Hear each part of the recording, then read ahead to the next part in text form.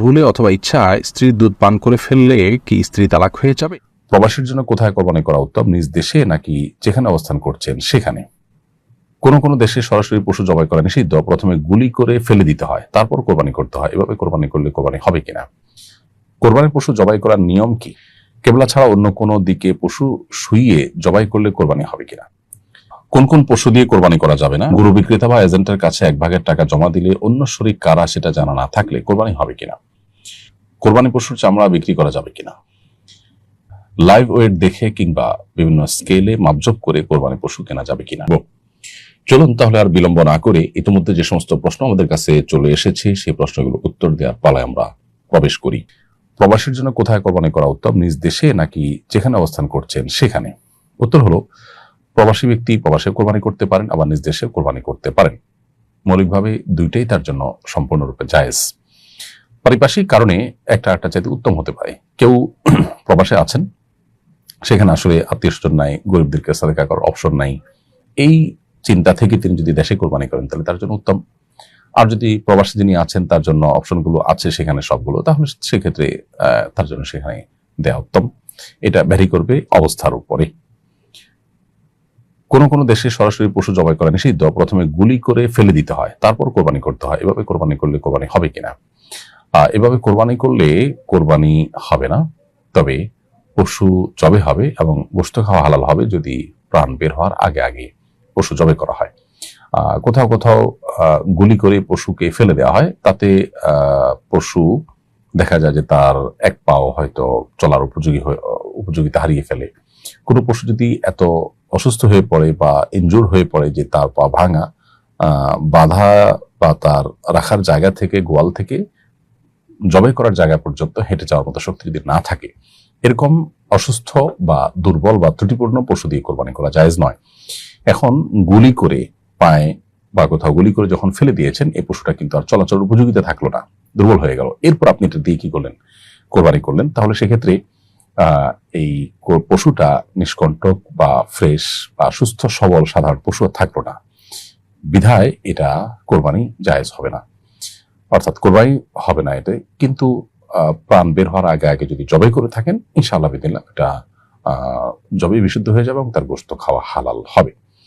তো যারা এরকম কোন জায়গা আছেন যেখানে এই প্রসেস ছাড়া আসলে পশু জবাই করা যায় না, তারা তাদের প্রতিনিধির মাধ্যমে পৃথিবীর অন্য কোনো প্রান্তে কোরবানির ব্যবস্থা করবেন।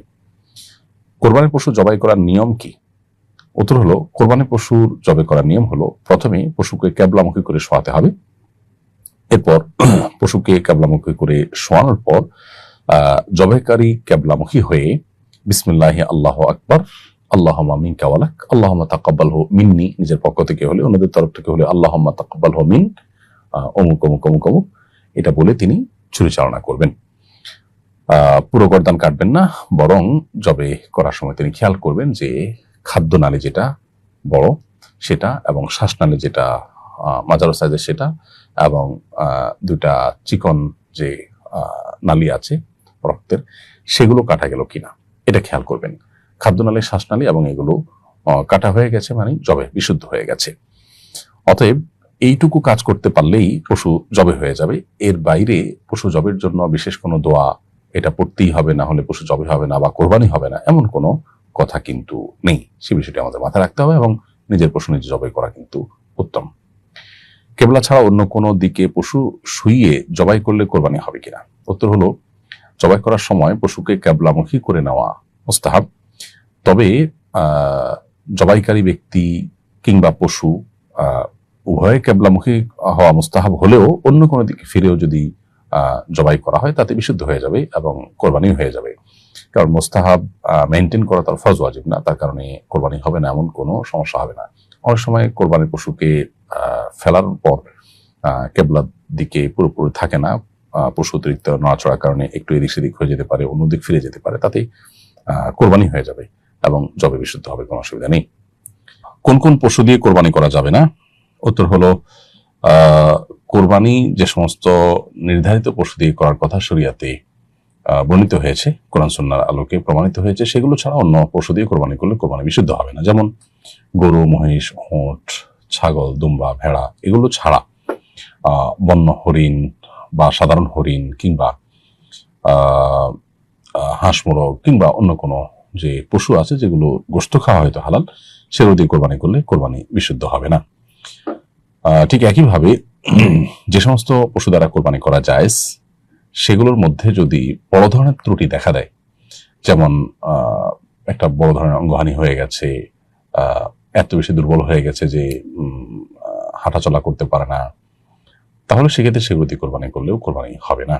অর্থাৎ সাধারণ পশু যেগুলো দিয়ে কোরবানি করা জায়েজ, সেগুলো তখনই জায়েজ যখন বড় কোনো ত্রুটি থেকে মুক্ত থাকবে। ছোটখাটো ত্রুটি তো থাকতেই পারে, ছোটখাটো ত্রুটি সহকারে কোরবানি করলে কোরবানি হয়ে যাবে। কোন সময় থেকে কোন সময়ের মধ্যে কোরবানি করতে হবে?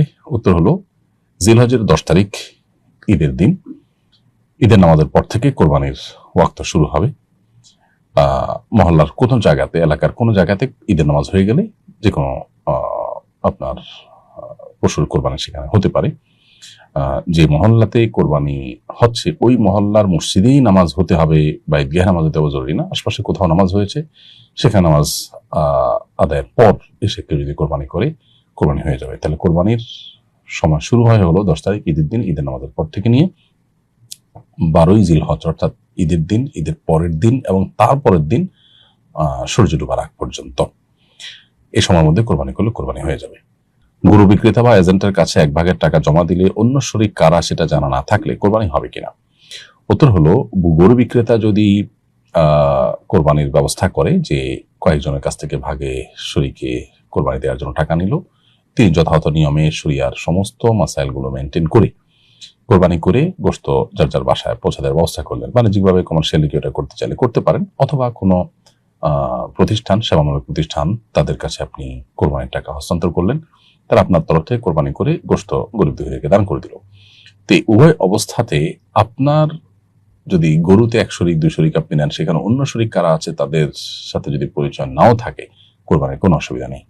এর সাথে কোরবানির শুদ্ধ অশুদ্ধ হওয়া নির্ভরশীল নয়। এমনকি তাদের কারোর যদি আলাদা না করে কোরবানির উদ্দেশ্যের মধ্যে ভেজালও থাকে একটু, তাতে বাকিদের কোরবানি যে নষ্ট হয়ে যাবে তা কিন্তু নয়, কারণ কারোর পাপের বোঝা অন্য কারোর উপরে বর্তায় না। কোরবানি পশুর চামড়া বিক্রি করা যাবে কিনা? উত্তর হলো, কোরবানি পশুর কোনো কিছুই বিক্রি করা উচিত না বা কোনো বিনিময়ের ভিত্তিতে দেওয়া উচিত নয়। অতএব কোরবানির পশুর গোশত যেমন বিক্রি করা যায় না, তার চামড়াও বিক্রি করা জায়েজ নয়। এটাই মৌলিক বিধান। এখন কথা হলো, চামড়া তো আমরা ব্যবহার করতে পারি না বা খেতে পারি না সচরাচর সবাই, সেক্ষেত্রে আমরা কি করব? উত্তর হলো, এক্ষেত্রে আপনি পুরো চামড়া দান করে দেন কোনো মাদ্রাসাকে, লিল্লাহ বোর্ডিং আছে সেখানে, অথবা কোনো গরিব মানুষকে আপনি দান করে দেন, সবচেয়ে উত্তম।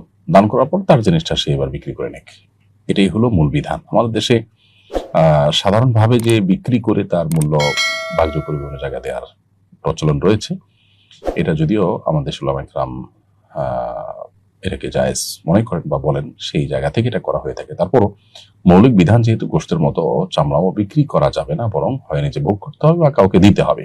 চামড়ার ক্ষেত্রে একই বিধান কিন্তু সাধারণ অবস্থাতে প্রযোজ্য বিধায় পুরো চামড়াটাই দান করে দেওয়া উচিত। যদি কোনো কেউ বিক্রি করে ফেলেন, তাতে কোরবানি হবে না তা নয়, তবে বিক্রি করে ফেললে সেই টাকাটা সাদাকা করে দিতে হবে, গরিব দুঃখীদেরকে দান করে দিতে হবে। লাইভ ওয়েট দেখে কিংবা বিভিন্ন স্কেলে মাপজোপ করে কোরবানি পশু কেনা যাবে কিনা? কোরবানি পশুর লাইভ ওজন দেখে কিংবা স্কেল দিয়ে, ফিতা দিয়ে মেপে তার গোশত কি পরিমাণ হতে পারে, এরকম বিভিন্ন হিসেব নিকেশ করে যদি কোরবানি পশু কেনা হয়, তো মৌলিকভাবে সেটা জায়েজ আছে। কারণ হলো, এটি মূলত করা হয় হলো যথার্থতা এবং তার মূল্যের ন্যায্যতা নিশ্চিত করবার জন্য। অতএব এই উদ্দেশ্যে যদি এরকম লাইভ ওজন দেখে কেনা হয়, সেটা না জায়েজ নয়।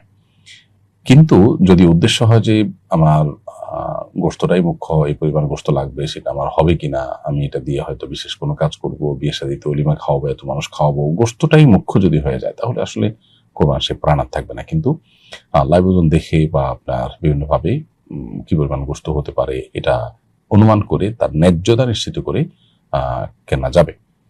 আরমান হুসাইন, আপনি ইউটিউব চ্যানেল থেকে প্রশ্ন করেছেন, ভুলে অথবা ইচ্ছায় স্ত্রীর দুধ পান করে ফেললে কি স্ত্রী তালাক হয়ে যাবে? দেখুন, ভুলে বা ইচ্ছাকৃতভাবে যদি কোনো স্বামী তার স্ত্রীর দুধ পান করে ফেলে, তাহলে তার কারণে তাদের বৈবাহিক সম্পর্ক নষ্ট হবে না। এটি বিশুদ্ধতর মত এবং এটি জমহুর উলামা ইকরামের মত। কেউ কেউ এর ব্যতিক্রম বলেছেন, কিন্তু সেটি আসলে গ্রহণযোগ্য নয়। অতএব স্বামী যদি স্ত্রীর স্তনে মুখ দিয়ে দুধ পান করে ফেলেন ভুলে, তাহলে তার কারণে সম্পর্ক, তাদের স্বামী স্ত্রীর সম্পর্ক নষ্ট হবে না। নবী করিম সাল্লাল্লাহু আলাইহি ওয়াসাল্লাম বলেছেন, ফাইন্নামার রাদাআতু মিনাল মাজাআহ। অন্য হাদিসে আসছে লা রাদাআ ইল্লা লা রাদাআ ইল্লা ফি সানাতাইন আও কামা ক্বালা আলাইহিস সালাতু ওয়াস সালাম। 2 বছর বাইরে গেলে যদি দুধ পান করানো হয়, সে দুধ পান করানোর ভিত্তিতে হারাম হওয়ার সম্পর্ক সাব্যস্ত হবে না। এবং এ বিষয়ে দুরুল মুখতারের মধ্যেও স্পষ্ট ফতোয়া রয়েছে। এবং প্রয়োজন ছাড়া আপনার একজন মানুষ অহেতুক কর্মকাণ্ড থেকে যথাসম্ভব, বিশেষ করে যেখানে নানা রকমের রিস্ক আছে, নানা রকমের আপনার সুবিধা অসুবিধার দিক সেখানে চলে আসতে পারে, এ ধরনের বিষয়ে মানুষ যথেষ্ট সাবধান এবং সচেতন হতে হবে। স্ত্রীর দুধ যদি অনিচ্ছাকৃতভাবে কারোর মুখে চলে যায় এবং সে পান করে ফেলে, তাহলে সেটা মানে ইচ্ছাকৃত যদি কেউ করে তাহলে সেটা নাজায়েজ হবে, গুনাহের কথা হবে। যদিও কোনো জায়েজ বলেছেন, কিন্তু নাজায়েজ এবং গুনাহ হবে।